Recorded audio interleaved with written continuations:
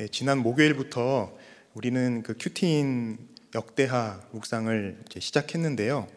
매일 큐티 잘 하고 계신가요? 솔로몬이 성전을 지으려고 열심히 준비하는 모습을 우리가 보고 있습니다. 성전이든 궁궐이든 모든 건물은 보통 이렇게 땅 위에 짓잖아요. 물 위나 허공에는 건물을 지을 수가 없습니다. 그런데 제가 이렇게 보니까 평범한 땅이 아니라 정말 특이한 터 위에 지은 그 예배당들이 있더라고요. 제가 몇 개만 여러분께 이렇게 보여드리겠습니다. 사진 사진 보여주세요. 예. 네, 저게 예배당인데요. 저 큰 바위산은 화산이 폭발하면서 생긴 그 돌산이라고 해요. 그 꼭대기에다가 저렇게 지금 교회 예배당을 지어놓은 것인데 10세기 때 지었다고 하네요. 저 위에를 도대체 어떻게 올라갔을지 참 궁금하더라고요. 예, 그러니까 화산 돌산 위에 세워진 예배당. 그 다음 사진 보실게요. 예, 저 예배당은 12세기에 또 지어졌다고 하는데 강 위에 세워진 다리 위에 또 이제 놓인 예배당이에요.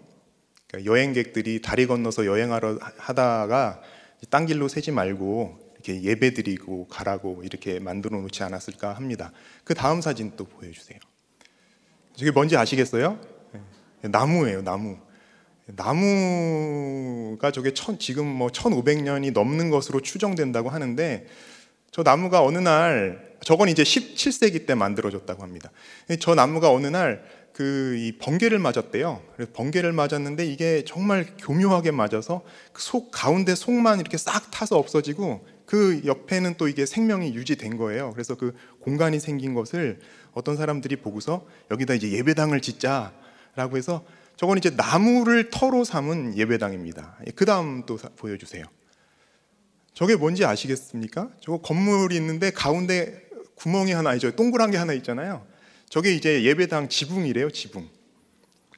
저게 지붕이라는 것은 무슨 뜻이겠습니까? 저 지하에 지금 예배실이 있다는 것이잖아요. 그 다음 사진 한번 보여주세요. 저 지붕 아래에 저런 지금 예배 공간이 저렇게 펼쳐져 있다고 합니다. 정말 신기하죠? 저건 또 이제 지하에 뭐 털을 뒀다고 해야 될까요? 그 다음에 마지막으로 하나만 더 보실게요. 저거는 이제 계곡에 이제 다리를 올렸는데 그 한쪽 계곡에다가 저렇게 큰 돌로 된 이제 교회를 또 세웠습니다. 참 이렇게 희한한 터 위에도 예배당을 지을 수 있다는 게 너무 희한해서 또 재미있어서 여러분과 함께 보려고 준비를 했어요. 여러분에게 만약에 이제 이 교회를 지을 수 있는 기회가 생긴다면 여러분은 어느 터 위에 예배당을 지으시겠습니까? 혹시 모래 위에 지으실 분은 아무도 안 계시죠? 모래 위에는 절대 지으시면 안 됩니다. 오늘 우리가 함께 읽은 역대하 3장 1장은 솔로몬이 지은 성전의 터가 모리아 산이라고 해요. 그런데 역대 기자는 이 터에 대해서 오늘 본문에 보니까 세 가지를 소개합니다. 같은 장소를 세 가지로 설명하니까 뭔가 지금 강조하고 싶은 거예요. 언젠가 무너질 성전 그 자체가 중요하다기보다는 그것이 상징하는 우리 성도 한 사람 한 사람, 우리가 다 성령께서 거하시는 하나님의 성전이라고 말씀하셨잖아요. 그러니까 이 성전 건물이 아니라 그 성전이 상징하는 우리 한 사람 한 사람이 들어야 할 주님의 음성이 이 한 절에 지금 담겨 있는 것입니다. 따라서 오늘 이 역대하 3장 1절 말씀을 통해서 성전터의 세 가지 특징을 같이 살펴보시면서 성령께서 거하시는 성전인 우리가 성전답게 살기 위해서는 어떤 터 위에 서 있어야 하는지 함께 생각해 보겠습니다. 성전의 터는 첫 번째로 하나님만이 상급이시라는 믿음의 터입니다. 1절 첫 구절입니다. 솔로몬이 예루살렘 모리아산에 여호와의 전 건축하기를 시작하니. 모리아라는 지명은 성경에서 단 2번 나오는데요. 오늘 본문하고 창세기 22장 2절에 나옵니다. 여호와께서 이르시되 내 아들 내 사랑하는 독자 이삭을 데리고 모리아 땅으로 가서 내가 내게 일러준 한 산 거기서 그를 번제로 드리라. 그러니까 모리아산은 아브라함이 하나님의 명령에 순종해서 이삭을 제물로 바치려고 했던 바로 그 장소입니다.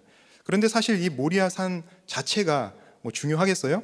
모리아산이 상징하는, 모리아산이라는 단어를 통해서 상징하는 그 의미가 더 중요할 것입니다. 그러니까 어디든 모리아산이 될 수 있는 것이죠. 우리가 오늘 예배드리고 있는 이 성전도 모리아산이 될 수 있는 것입니다. 성경을 이제 그렇게 읽어야 되는 것이죠.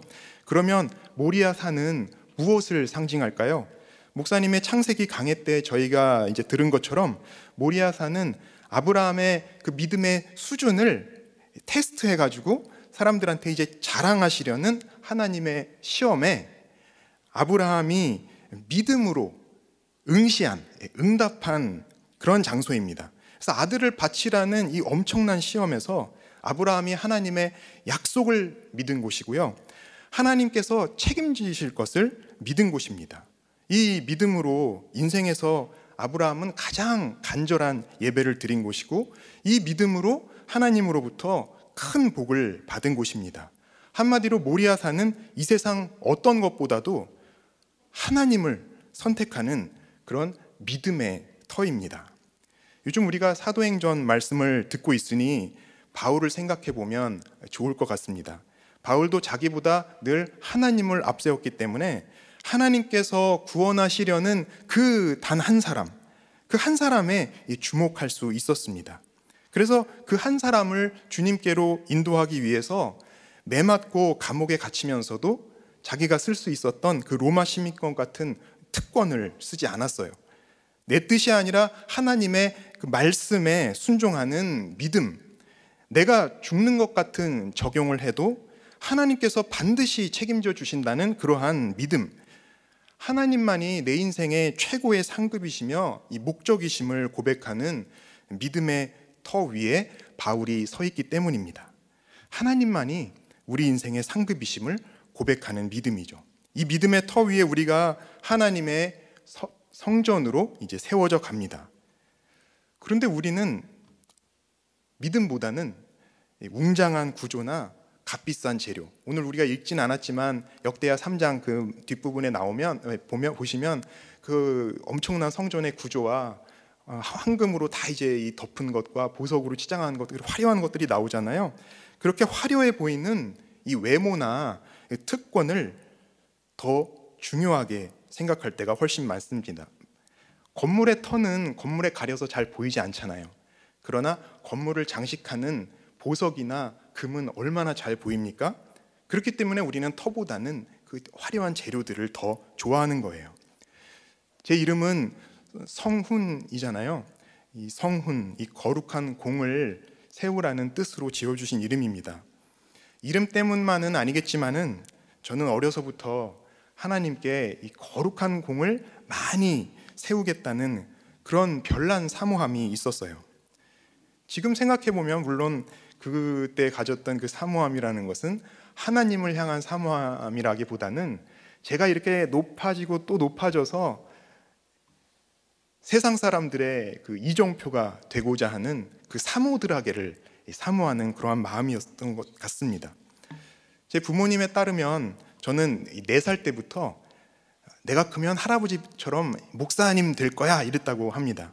제 주변에 요나처럼, 요나 아시죠? 물고기 뱃속에 들어갔던 그 요나처럼 드라마틱한 그 일을 겪으면서 그 가운데서 이제 하나님의 큰 은혜를 경험하고 그런 확신을 가지고서 이제 목사가 되신 분들이 많이 계신데요. 저는 그런 인생의 드라마가 정말 없습니다. 고난도 없고, 고난을 받기 위한 그 이 방황의 길로 가고 싶어하는 그러한 욕구도 많지 않았어요. 그래서 저는 시키지 않아도 때가 되면 교회 가서 예배 잘 드렸고요. 또 시키지 않아도 때가 되면 책상에 앉아서 이제 공부를 했습니다. 억지로 한 것이 아니기 때문에 그것이 힘든 일인 줄도 몰랐어요. 그래서 저는 부모님께 혼나본 기억도 없고요. 그 흔한 잔소리를 들어본 적도 사실 거의 아무리 생각해도 기억이 안 나더라고요. 그래서 그냥 어떻게 이렇게 살다 보니까 학교 성적도 잘 나와 버렸어요. 이제 과외를 받거나 학원에 간 적도 없습니다. 그런데도 그냥 이 서울대를 가버렸지 뭐예요. 그 학원에 정말 제가 엄마가 하도 이제 조르셔가지고 학원 좀 한번 친구들하고 같이 다녀봐라. 유명한 학원, 그때 이제 고등학교 때 유명한 학원에 이렇게 하도 부탁을 해서 제가 억지로 갔다가 그 수업이 1시간 반인가 2시간이었는데 1시간을 들어보니까 정말 더 이상 들을 게 없더라고요. 그래서 그 자리로 나와서 사무실 가서 환불 받아가지고 이제 돌아온 적도 있습니다. 교과서만 봤더니 만점 받았다는 그 재수 없는 성공 사례, 여러분께서 이제 인터뷰로 보신 기억이 있으실 텐데요. 바로 그 성공 사례 중 하나가 이제 제 경우가 된 셈이죠, 뭐 그렇죠? 그래서 중학교 때는 전교 2등 밑으로 내려간 적이 거의 없고요.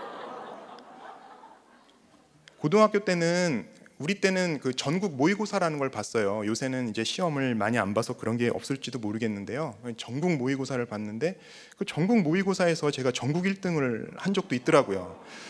지금 생각하면 그때 그 성적표를 제가 좀 이렇게 잘 보관을 해두고 액자에다 넣어놓고 막 이랬어야 되는데 그때 제가 이렇게 또 이제 할 줄은 몰라가지고 그게 그냥 버려버린 것 같아요. 암만 찾아도 없더라고요. 찾았습니다. 좋은 성적을 원해서 악착같이 한 것도 아니거든요. 그런데 그냥 그렇게 되었습니다. 제가 고등학교를 대원외고를 들어갔는데 이제 대원외고 입학도 이제 제가 준비하고 계획한 일이 아니었어요. 사실 저나 제 부모님이나 뭐 그런 특목고 같은데 별로 관심이 없었거든요. 그리고 제가 살던 동네도 서울의 변두리였어요. 그래서 거기 이제 학교 선생님들이 학생들을 특목고에 보내려는 그런 열심이 이제 많지 않았습니다. 그러니까 저는 이제 뭐 대원외고라는 학교가 있는지도 사실 몰랐는데요. 중학교 졸업할 무렵에 아버지 직장 때문에 이제 그 대원외고가 있는 그 동네로 이제 이사를 가게 됐어요. 그랬는데 이제 아버지 직장 동료분께서 아니 아들 공부 잘한다는데 그 동네에 좋은 학교 있으니까 한번 시험이나 봐보라고 해라. 그래서 이제 저희 가족이 이제 이렇게 한 주 동안 이제 의논을 하고 뭐 고민을 하다가 그래 그럼 시험이라도 한번 봐보자. 그리고 이제 시험 준비를 했는데 이제 제가 시험 준비를 하기 위해서 남은 시간이 딱 3주였습니다. 그래서 3주 동안 제가 뭘 할 수 있겠어요? 그래서 서점에 가서 제일 어려운 문제집 이제 가져다가 한 권 그냥 이렇게 쓱 풀고서 가서 시험을 봤는데 그냥 덜커덩 합격을 하더라고요.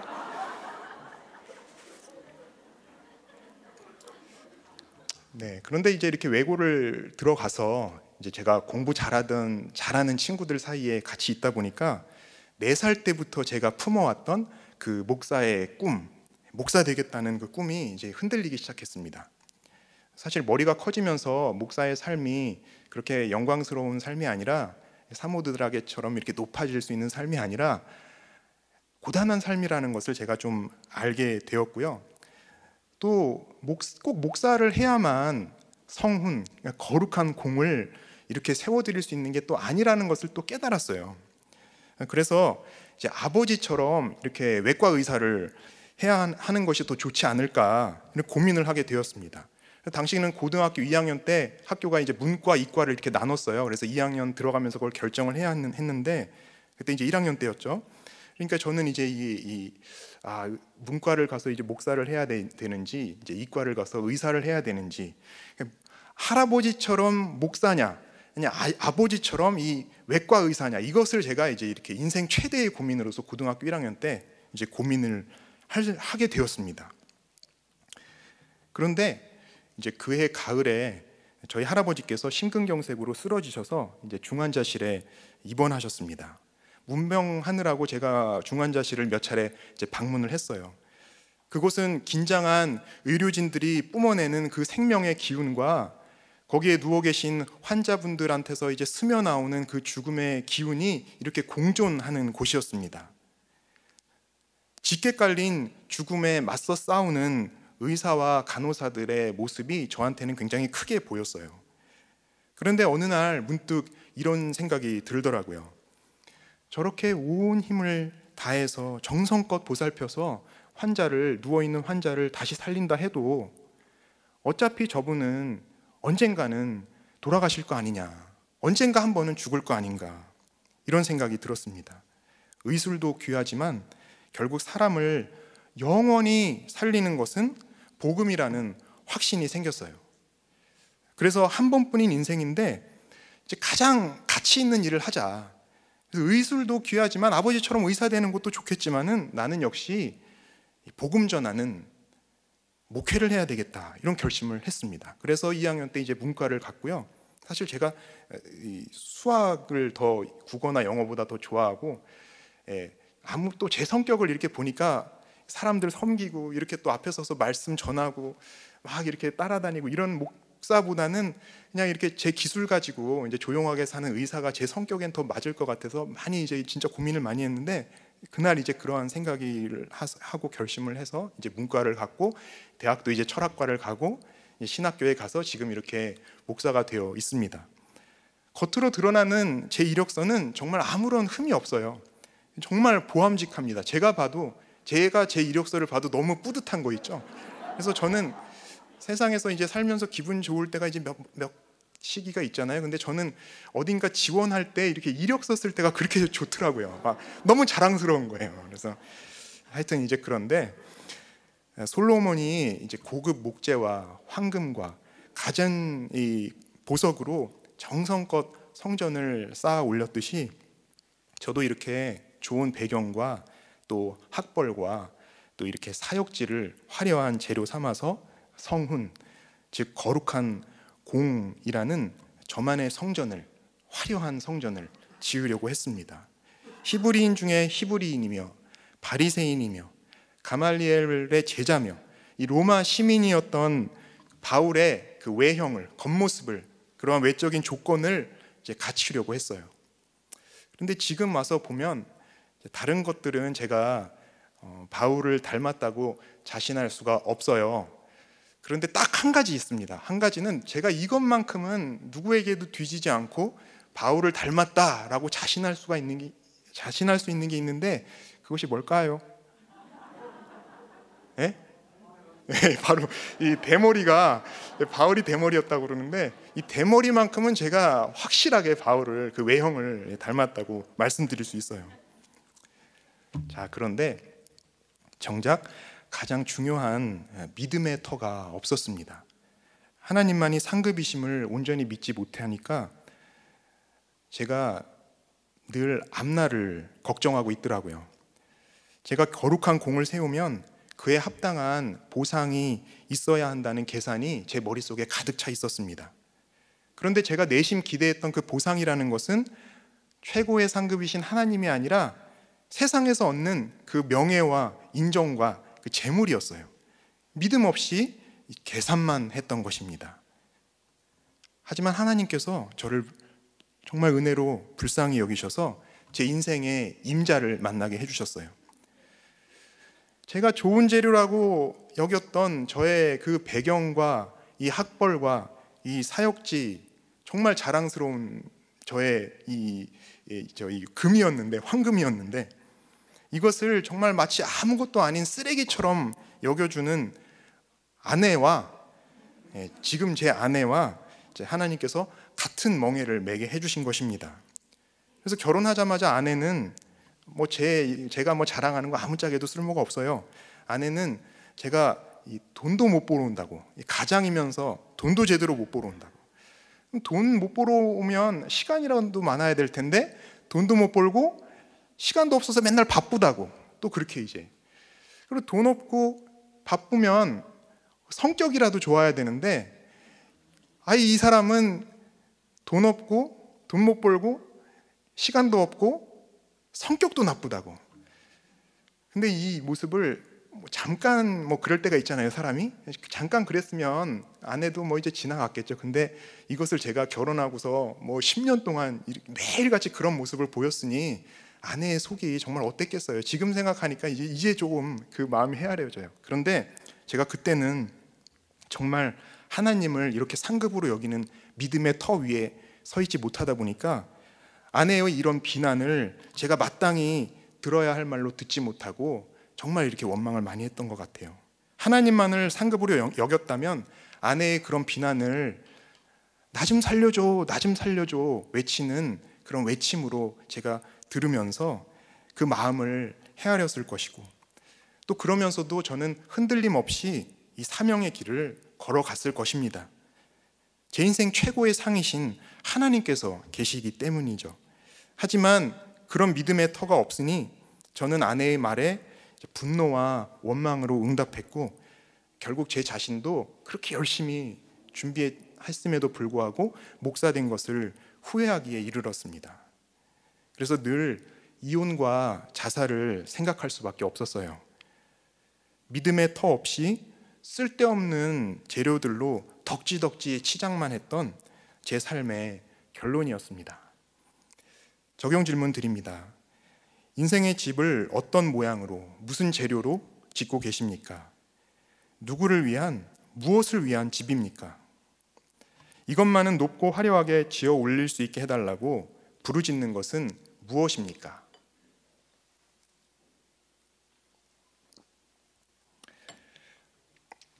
성전의 터 두 번째는 어떤 경우든 내 죄를 고백하는 회개의 터입니다. 1절 두 번째 구절입니다. 그곳은 전에 여호와께서 그의 아버지 다윗에게 나타나신 곳이오. 산전수전 공중전 지하전까지 겪으며 끊임없이 회개했던 다윗은 통치만년에 또 이 엄청난 일을 저지르고 맙니다. 인구조사를 한 것이죠. 다윗은 백성의 수를 드러내서 세력을 이제 과시하려고 했어요. 목사님께서 설명해 주신 대로 넘버 게임을 한 것입니다.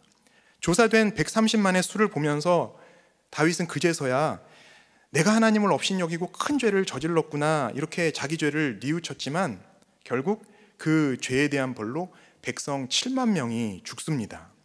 이 엄청난 사건 속에서 하나님께서 천사를 통해 다윗에게 나타나신 곳이 바로 이 모리아 산입니다. 이때 다윗이 이렇게 말합니다. 사무엘하 24장 17절 말씀입니다. 다윗이 백성을 치는 천사를 보고 또 곧 여호와께 아뢰어 이르되 나는 범죄하였고 악을 행하였거니와 이 악무리는 무엇을 행하였나이까? 청하건대 주의 손으로 나와 내 아버지의 집을 치소서 하니라. 원래 이 사건은 사울을 따랐다가 다윗을 따랐다가 또 이제 압살롬을 따랐다가 이렇게 정처 없이 자기 원대로 아무나 쫓아다니는 그 백성의 그 불신, 하나님만 바라보지 못하는 그 백성의 불신을 하나님께서 징계하시려고 허락하신 일입니다. 그래서 잘잘못을 따지기 좋아하는 저 같은 사람이 보기에는 다윗이 억울한 것 같아요. 백성의 불신 때문에 괜한 죄에 격동이 된 것이잖아요. 하지만 다윗은 백성의 그 목자로서 백성의 모든 죄를 자기가 책임지며 제가 죄인입니다, 하나님 앞에 제가 죄인입니다 고백합니다. 믿음 있는 사람의 모습이죠. 가정과 교회에서 중심 잡는 그 한 사람이 되는 것입니다. 이것을 우리는 참 하찮게 여길 때가 많아요. 그러나 이것은 절대로 하찮은 일이 아닙니다. 우리 모두의 죄를 대신 지고 십자가를 지신, 또 십자가 위에서 돌아가신 예수님과 같은 편에 서는 것이 일이기 때문입니다. 예수님의 동역자가 되는 일이에요. 그런 엄청난 일입니다. 억울하게 당하는 것이 아니라 주님의 일에 동참하는 영광입니다. 바울이 성령의 환상을 따라서 성령의 직행으로 빌립보에 왔잖아요. 그런데 거기서도 참 기가 막힌 일을 많이 당합니다. 맞지 않아도 될 매를 맞았고 갇힐 필요가 없는 깊은 옥에 갇혔습니다. 그런데도 바울은 거기서 성령의 찬송을 부릅니다. 그렇게 바울은 빌립보의 변두리 인생들, 이 잉여자들에게 하나님의 말씀을 전합니다. 바울이 사울이었던 때를 생각하면 그 사람은 도저히 그럴 수 있는 사람이 아니에요. 하지만 그렇게 합니다. 도대체 어떻게 바울은 그렇게 변할 수 있었을까요?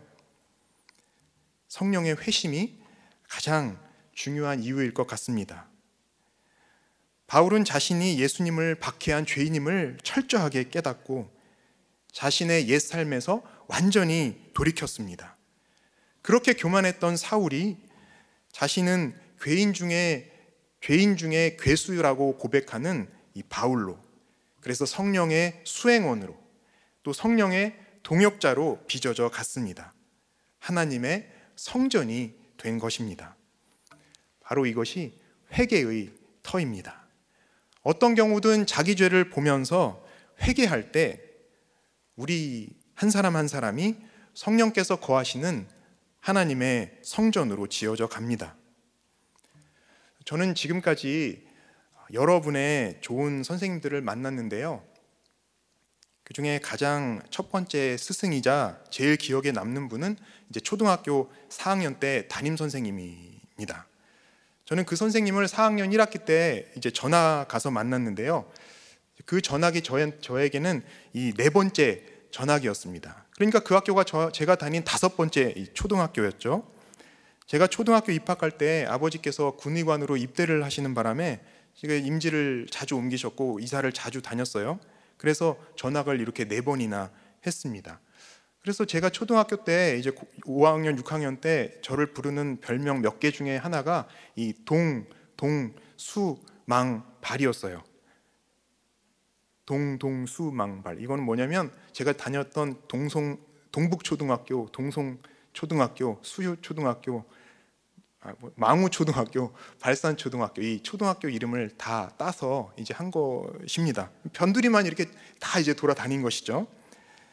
근데 이제 어머니와 함께 교무실에서 선생님을 처음 뵌 날, 선생님께서 제 생활기록부를 보시더니 어머니께 이렇게 말씀하셨습니다. 이제 전학 그만 다니게 하셔야 합니다. 이렇게 전학을 다니면서도 공부 잘하고 있는 것이 참 기특하네요. 이제는 여기서 졸업을 하게 하시면 좋겠습니다. 이 말씀이 제 부모님께 충격을 주었는지 정말 저는 졸업하지 않고 그 학교에서 초등학교를 이제 졸업할 수 있었어요. 선생님은 예수를 잘 믿으시는 집사님이셨고 제 장래 희망이 목사라는 것도 아셨어요. 근데 저는 이제 교회에서도 늘 칭찬만 받고 또 그렇게 전학을 다니면서도 학교 선생님들한테 이제 혼나본 일이 거의 없었는데요. 그런데 유독 그 선생님은 저를 자주 혼내셨습니다. 그 중에 잊을 수 없는 일이 이제 저를 이제 매로 때려주신 일이었어요. 제가 태어나서 처음 맞아본 사건이었습니다. 제가 몸이 불편한 친구를, 그 친구가 이제 장애가 있는 친구였는데 정말 이렇게 밀어서 넘어뜨렸거든요.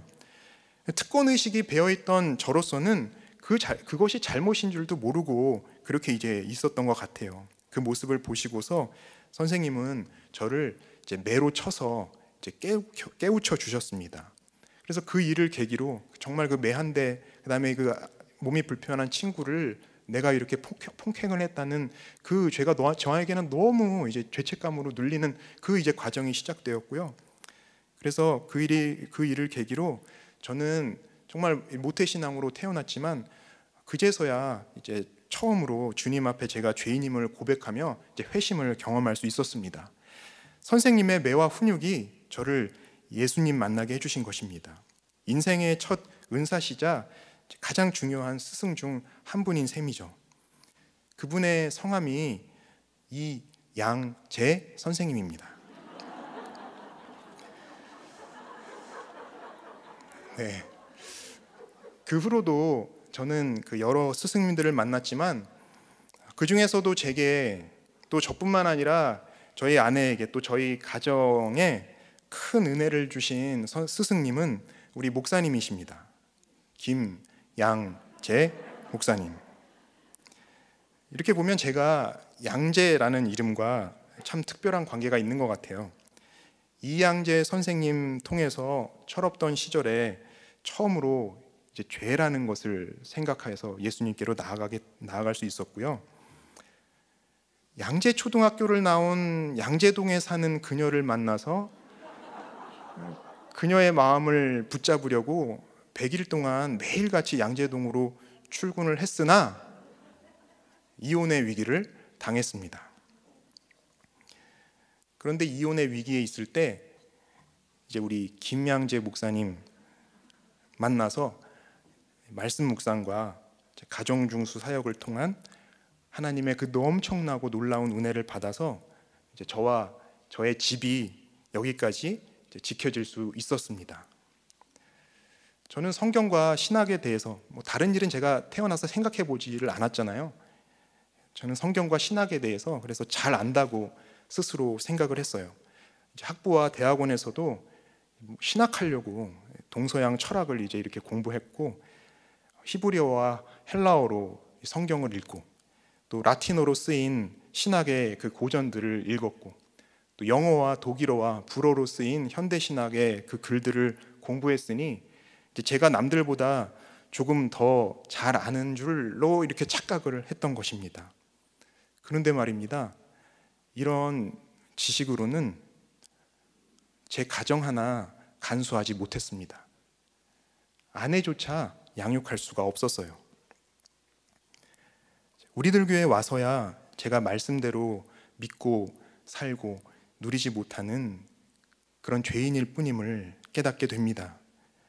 성경을 내게 주시는 하나님의 말씀으로 묵상하면서 하루하루를 말씀대로 살아내고 계시는 우리 성도님들 앞에서 이전에 제가 솔로몬의 그런 황금처럼 저의 특권처럼 자랑했던 스펙들을 이렇게 오픈하는 것이 사실 정말 이제 부끄럽습니다. 사실 오늘도 이렇게 재수 없는 저의 이력밖에는 나눌 것이 없어서 설교 준비해야 하는 것이 정말 쉽지 않았습니다.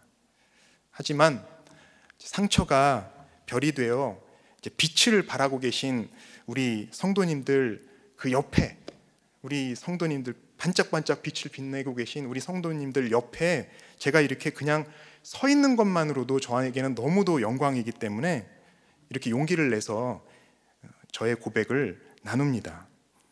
지난 수요일에 설교하신 초원지기님은 고등학교 입시도 떨어졌다고 하셨는데요. 하지만 지금 우리들 교회 초원지기와 목자로서 이렇게 지체들을 잘 돌아보시고 또 초등부 부장으로 13년 이상 섬기시면서 아이들을 살리고 계신 것을 보면 정말 제가 그분께 머리가 숙여지고 마음 깊이 존경스럽습니다. 최고 학벌을 가진 제가 열등감이 폭발할 지경입니다. 대단한 이력이 있어도 이력이 없어도 결국 중요한 것은 우리 각자가 하나님 앞에 한 명의 죄인으로 서는 것이고 그 죄를 다 속량해 주신 예수님 만나는 것이잖아요. 별 인생이 없습니다. 별나게 살아도, 별 볼 일 없이 살아도, 별빛 반짝이는 저 하늘 아래 살아도, 별빛 같은 나의 인생아를 부르며 살아도 결국 우리의 별은 예수님 한 분뿐이심을 고백하게 됩니다. 이렇게 목사님과 우리들 교회에 만나서 구속사적 가치관을 깨닫게 되니 이제야 제가 비난과 지적을 조금 들을 수 있게 되었습니다. 처음 부부 목장에 갔을 때 저는 저를 고발하는 아내의 말을 도저히 들어줄 수가 없었어요. 목장 끝나고 이제 집에 돌아가는 길에는 아내를 향해서 제가 아니 어떻게 성도님들 앞에서 이렇게 사역자 남편에 대해서 그렇게 심한 말들을 할 수 있느냐, 도대체 정신이 있느냐 없느냐라고 이렇게 싸움을 시작해서 정말 오는 길마다 싸웠던 기억이 많이 있고요. 몇 번은 차 안에서 집에 들어가지 못하고 차 안에서 날이 새도록 이제 싸운 기억도 있습니다. 그런데 이제는 이제 아내의 말 정도는 큰 동요 없이 이제 들어줄 수 있게 된 것 같아요. 이번 주 엊그저께 이제 부부 목장을 하는데 목자님께서 저에게 목사님은 죄패가 뭐예요? 이렇게 물어보시더라고요. 우리 적용 질문이었잖아요. 그래서 이제 제가 대답을 하려고 이렇게 하고 있는데 옆에 조용히 앉아있던 아내가 갑자기 저를 새치게 하더니 눈이 반짝반짝 신이 나가지고 갑자기 이제 입이 열려서 말을 쏟아놓는 것입니다. 그래서 하는 말이 아이고 이 사람은 자기 판단만 정답이라고 한다고 교만하기가 짝이 없다고 자기가 아주 하늘을 찌를 정도로 높은 사람이라고 이제 막 이렇게 또 쏟아놓는 거예요. 그러더니 아주 결정적으로 딱 단어를 써서 얘기하는 게 뭐였는지 아세요? 이 사람은 학벌 귀신이라고, 이 사람은 박사 귀신이라고 이렇게 저를 대신해서 저의 죄패를 외쳐주더라고요. 제가 진짜 인정을 안 할래야 안 할 수가 없고요. 100% 인정을 합니다. 이제 이 죄패가 호패가 되고 또 마패가 되어서 이제 구원의 사명을 위해 쓰여야 되는데 좀 갈 길이 먼 것 같습니다. 적용 질문입니다. 배우자, 자녀, 부모를 향해서 여전히 탓하고 있는 일은 무엇입니까? 내 성전을 위한 회개의 털을 닦기 위해 인정해야 할 내 죄는 무엇입니까?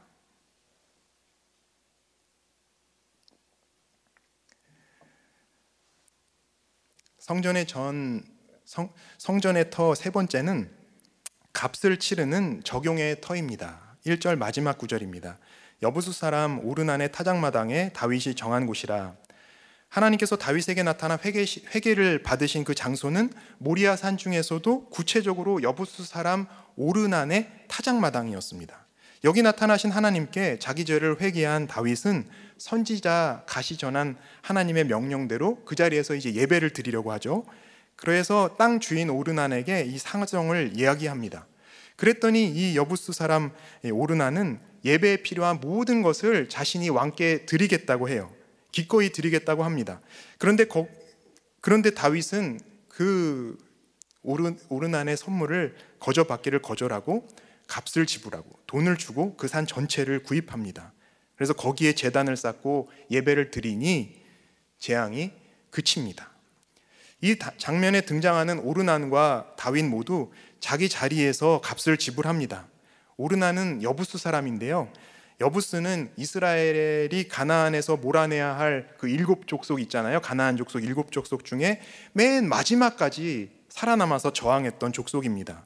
여호수아 때부터 사울 때까지 300년 가까이 이스라엘 사람들이 이 여부스 사람을 정복하지 못했어요. 다윗 때 비로소 다윗이 그들을 점령하고 이제 시온성을 세웠다고 했습니다. 그러니까 이 오르난 또한 다윗에 의해 정복당한 사람 중 한 명이에요. 다윗의 적군 중 한 명이라는 말이죠.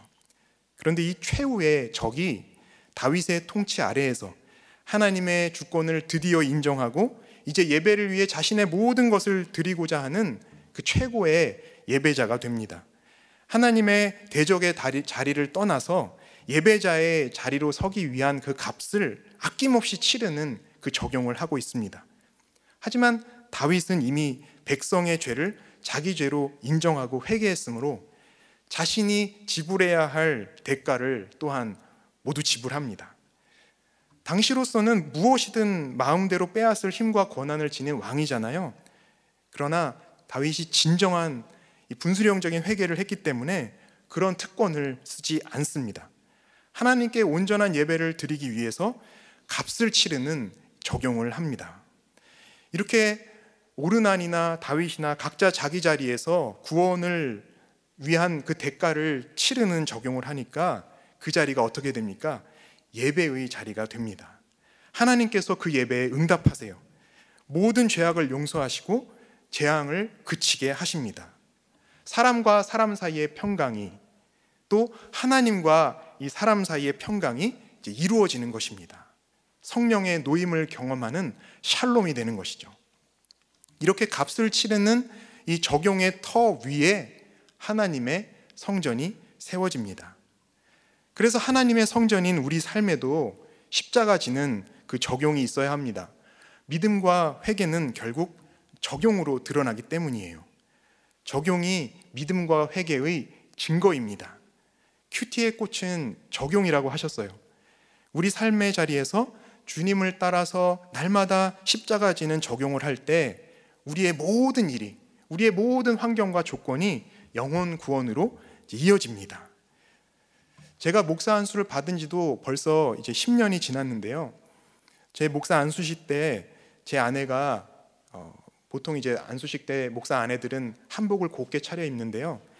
제 아내는 미니 스커트에 가죽 잠바 입고 등장했다는 것 여러분 다 기억하실 줄 압니다. 우리 성도님들도 그렇게 철없어 보이는 아내가 어이없다 여기시며 이제 저를 지지해 주실 줄로 믿고 제가 이번 주에 이 설교 준비하면서 이 이야기가 생각이 나서 아내에게 이제 갔어요. 왜 갔느냐? 이제 교육을 좀 시키려고 갔습니다. 아 이거 봐라, 이게 아무리 그래도 어떻게 이 안수식에 이 미니스커트에 가죽 잠바를 입고 올 수가 있느냐? 앞으로 내가 이제 이렇게 사역을 또 계속 할 거니까 앞으로는 좀 이 장소에 맞는, 상황에 맞는, 격에 맞는 좀 옷을 입어라. 그것부터 좀 적용을 해라. 이렇게 이제 제가 이제 교육을 시키려고 딱 그랬단 말이죠. 그런데 아내가 가만 그 말을 다 듣고 있더니 이제 이렇게 말합니다. 솔직히 안수식에는 가지도 않으려고 했다. 당신이 크리스찬인 것도 내가 의심스러운 마당에 이 목사 안수를 받는다니, 내가 정말 뜬 눈으로 그 현장을 볼 수가 없어서 진짜 내가 가지 않으려고 했다. 그런데 그때까지 싸운 그 의리가 있기 때문에, 싸움을 한 의리가 있기 때문에 그 의리로 옷장에서 가장 예쁘고 가장 좋은 옷을 나름대로 골라서 입고 갔는데 어떻게 그런 말을 할 수가 있느냐. 내가 거기 안수식에 가서 사진 찍어준 것이나 좀 고마워할 줄 알아라. 저는 아내를 교육시킬 그 기대를 부풀어 성도님들의 모든 응원을 제 머릿속으로 다 끌어서 이제 이 등에 업고 아내를 하러 갔지만, 결국에 제가 이렇게 전세가 역전되는 듯한 상황이 되면서 기대와는 전혀 다르게 아내에게 그래 고마워 라고 하면서 이제 끝났습니다. 그런데 신기하게도 아내의 이런 말을 듣고도 바로 인정이 되니까 또 역시 내가 머리가 좋으니까 죄도 빨리 인정하는구나, 그런 생각에 정말 이 기분이 좋아지더라고요. 죄송합니다. 제가 오픈할 것이라고는 이렇게 재수없는 것밖에 없으니까요. 저렇게 재수없는 사람도 우리들 교회에서 이렇게 사역을 할 수가 있구나, 사역자로 이제 살아갈 수가 있구나, 이렇게 생각하시고 우리 수준 높으신 여러분께서 이제 위로를 받으시기 바랍니다. 그래도 제가 목사니까, 그렇죠? 이렇게 했어도 제가 목사니까 이런 걸 또 다 나누니까 또 제가 아내보다는 제 죄를 더 빨리 인정하는 것 같지 않아요? 네. 말씀도 더 잘 깨닫는 것 같잖아요, 그렇죠? 이걸 다 이렇게 나누잖아요, 제가. 네, 그렇죠? 네. 아니, 그런데 자, 이게 웬일입니까? 이게 끝이 아니었어요. 지난 주일에, 바로 전주에 무슨 일이 있었는지 아세요? 이제 주일 저녁에 제가 집에 와서 월요일 새벽에 발인 예배가 있었거든요. 그래서 발인 예배 준비를 다 해놓고 새벽에 나가야 되니까 좀 일찍 잘 준비를 하고 있었습니다. 그런데 저희 초원 목자님께 이제 전화가 걸려오는 거예요. 제가 예상했던 대로 이제 목자님 아버님께서 이제 위중하시다는 소식이었습니다. 그때가 시간이 밤 10시 반이 넘은 시간이었는데요. 그래서 목자님께 제가 빨리 가겠다고 조금만 기다리시라고 하고, 근데 이제 거리가 꽤 되는 곳이었어요. 그래서 얼른 옷을 바꿔 입고 이제 떠나려고 하는 그 순간에 아내가 갑자기 제 앞에 오는 거예요. 그러더니 내가 운전 대신 해주겠다. 갑작스러운 제안에 저는 너무 당황이 되어가지고 아유 괜찮다, 내가 그냥 혼자 편하게 내가 갔다 올 테니까, 나 안 피곤하다, 내가 이제 그리고 또 거기 가서 시간이 얼마나 걸릴지 모른다, 많이 기다려야 될 수도 있으니까 그냥 집에 있어라, 나 혼자 그냥 갔다 오겠다. 말렸는데 아내는 굳이 자기가 운전해 주겠다는 거예요. 내일 또 새벽에 일찍 나가야 되지 않느냐, 내가 운전해 줄 테니까 차에 오가는 길에 조금이라도 쉬어라. 저는 몇 번 더 사양하다가 이제 시간만 지체될 것 같아서 알겠다고 이제 고맙다고 하고서 이제 아내가 운전해 주는 차에 아주 편하게 타고 이제 신방을 다녀왔습니다. 정말 날이 새매입니다. 제가 조금 전에 아내보다도 죄를 더 잘 보고 말씀도 더 잘 깨닫는다고 이제 드렸던 말씀, 제가 이 자리에서 취소합니다. 이렇게 제 아내는 가죽 잠바 입었던 그 여자에서 이제 운전대를 잡는 여자로 바뀌었습니다. 놀렐루야입니다. 어떻게 이런 일이 가능할까요? 제가 한 것은 정말 아무것도 없습니다. 제가 할 수 있는 일도 없고요. 뭘 해도 이렇게 어설픈 제가 어떻게 아내를 이렇게 설득할 수 있겠습니까? 전적으로 우리 공동체의 덕입니다. 지금까지 아내를 성령의 돌보심으로 돌봐주신 우리 모든 여러 목자님들 진심으로 제가 감사드립니다. 감사합니다.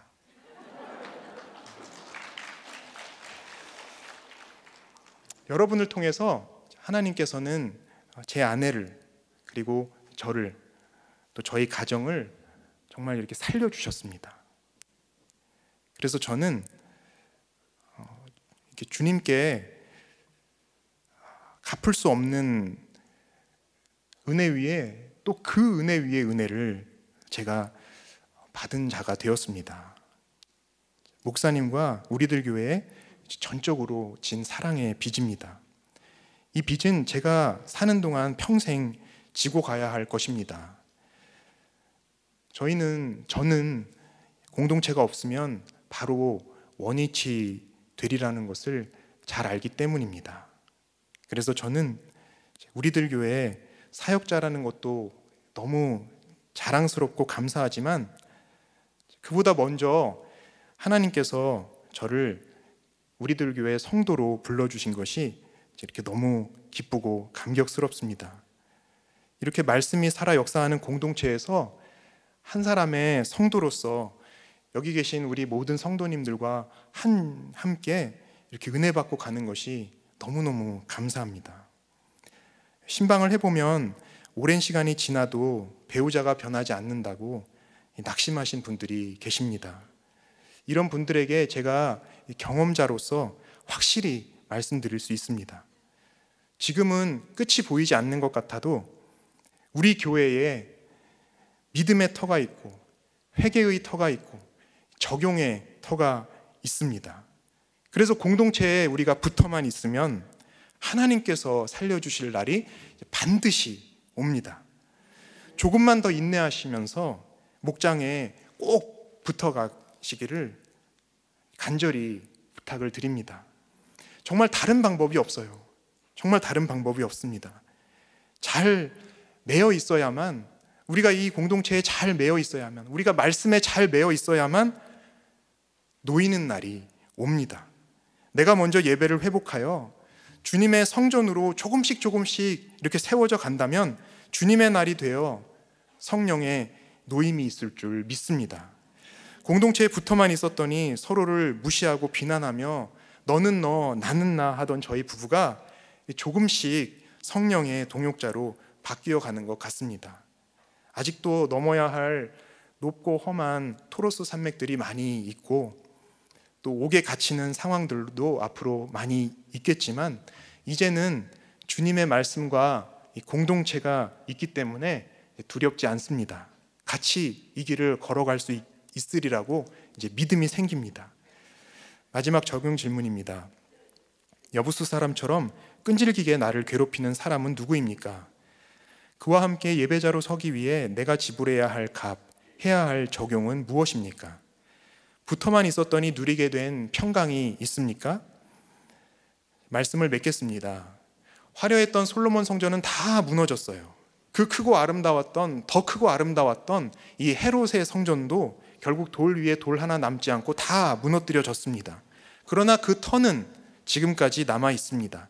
아브라함의 믿음과 다윗의 회개와 적용은 성경에 기록되어서 영원히 기억될 것입니다. 하나님의 성전인 우리도 마찬가지입니다. 사람들에게 드러나는 외적인 것이 우리 삶을 성전되게 하지 못합니다. 하나님만이 상급이심을 믿는 그 믿음의 터, 어떤 경우든 내 죄를 고백하는 이 회개의 터, 값을 치르는 적용의 터 위에 서 있어야 우리가 하나님의 성전으로 지어집니다. 날마다 여전한 방식으로 말씀대로 믿고 회개하고 적용하시면서 성령께서 거하시는 성전으로 조금씩 지어져 가시는 우리 모두가 되시기를 간절히 원합니다. 주님 오실 때까지 우리 교회가 주님의 성전으로서 이렇게 귀한 사명으로 쓰임받기를 소원합니다. 함께 찬양하고 기도하시겠습니다. 우리에게 소원이 하나 있네. 우리에게 소원이 하나 있네. 주님 다시 오신 그날까지 우리 가슴에 새긴 주의 십자가 사랑, 나의 교회를 사랑케 하네. 주의 교회를 향한 우리 희생과 포기와 가난과 고난 하물며 죽음조차 우릴 막을 수 없네. 우리 교회는 이 땅의 희망, 교회는 교회되게 예배되게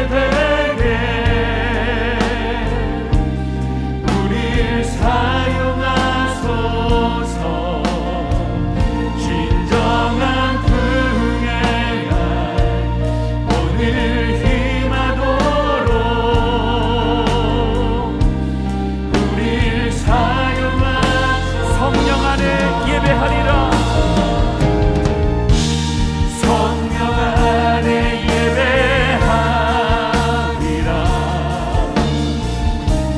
자유의 마음으로 사랑으로 사역하리라. 교회는 생명이니 교회를 교회되게 예배되게 우릴 사용하소서. 진정한 부흥의 날 오늘 힘하도록 우릴 사용하소서. 교회를 교회되게 교회를 교회되게 예배되게 우릴 사용하소서. 진정한 부흥의 날 오늘 힘하도록 우릴 사용하소서. 이 시간 기도하실 때 주님만을 상급으로 믿지 못했던 일들을 회개하십시다. 주님은 저희에게 생명을 주셨는데 저희는 주님보다 좋은 게 너무도 많습니다. 불쌍히 여겨 주시옵소서 기도하시고, 어떤 경우든 내 죄를 고백하는 회개를 하게 해주시기를 기도하겠습니다. 회개가 주는 기쁨을 좀 느끼게 해주시기를, 그 자유를 좀 누리게 해주시기를 기도하시면 좋겠습니다. 가정에서 맡기신 또 각자 삶의 자리에서 이제 구원을 위해 값을 치르는 적용을 할 수 있도록 성령님께서 연약한 저희에게 힘과 지혜를 주시기를 기도하겠습니다. 우리들 교회가 말씀 묵상과 가정 중수의 이 귀한 사명을 주님 오시는 그날까지 잘 감당할 수 있도록 우리 담임 목사님을 또한 지켜주시고, 섬기시는 모든 분들에게 은혜 주시고, 또 공동체의 모든 어려움에 처한 모든 지체들의 기도 제목을 주님께서 응답해 주시기를 간절히 기도하시겠습니다. 태아 생명보호법이 제정되고 평등법이 막아지도록 우리 나라를 위해서 다 함께 기도하시겠습니다. 하나님 아버지, 제가 주님을 최고의 상급으로 믿고 따르지 않았습니다. 제가 잘못한 일임에도 죄를 인정하지 않고 남 탓만 하면서 살았습니다. 제가 보는 손해가 두려워서, 또 제 특권을, 이 알량한 특권을 잃을까 봐 무서워서 십자가 지는 적용을 하지 못했습니다. 주님 용서하여 주시옵소서. 오늘 말씀을 통해서 주님의 성전으로 세워지기 위해서는 믿음과 회개와 적용의 터 위에 서 있어야 함을 저희에게 알려주시니 감사합니다. 이제 이 말씀대로 믿고 회개하고 적용하는 삶, 교회의 머리시며 모든 우리 구원의 기초이신 예수님을 따르는 삶을 살아갈 수 있도록 연약하고 부족한 저희를 도와 주시옵소서. 저희 가운데 크고 작은 여러 고난 가운데 신음하고 계신 분들 많이 계십니다. 아버지 하나님, 정말 가정 불화로 부부간의 싸움이 너무도 심하여서 이제 더 이상 살기 싫다고, 공동체를 떠나고 싶다고 이렇게 울부짖는 분들이 제 주변에도 계십니다. 아버지, 심한 육체적 고통 가운데 아파하시는 분들 또한 계십니다. 하나님 아버지, 마음의 병으로 정말 살 소망을 잃어버린 것 같은 분들이 너무도 많이 계십니다. 아버지 하나님, 이 코로나가 길어지면서 또 이렇게 사업이 어려워지고 일이 어려워져서 살 길이 막힌 것 같은 그러한 장애물 가운데 낙심하는 분들 너무도 많이 계십니다. 주님 불쌍히 여겨 주시옵소서. 그래서 그 모든 환경들이 성령의 열림으로 열리게 하시고 성령의 노임으로 놓이는 놀라운 구원의 역사가 우리 교회 가운데 있게 하여 주시옵소서. 무엇보다도 말씀이 들리는 은혜를 통해서 우리 한 분 한 분이 하나님의 구원하심을 경험하실 수 있도록 주님 은혜를 부어 주시옵소서. 하나님, 담임 목사님의 건강을 지켜주시고 모든 사역을 성령의 권능으로 붙들어 주시옵소서. 우리 교회 모든 부서와 목장마다 말씀이 흥왕하여 큰 기쁨이 넘치도록 인도하여 주시옵소서. 주님, 우리나라 불쌍히 여겨 주시옵소서. 코로나 재앙이 너무도 길게 이어지고 있습니다. 주님, 이제는 그치게 하여 주시옵소서. 하나님 아버지, 이 나라의 잘못된 가치관이 정말 막아지게 하여 주시오. 태아 생명법이 보호법이 제정되고 또 차별금지법과 평등법이 통과되지 않도록 주님께서 지켜 주시옵소서. 땅끝에서 또한 말씀 전하시는 우리 선교사님들 한 분 한 분 주님께서 돌보아 주시옵소서. 이 모든 말씀 주 예수 그리스도의 이름으로 기도하옵나이다. 아멘.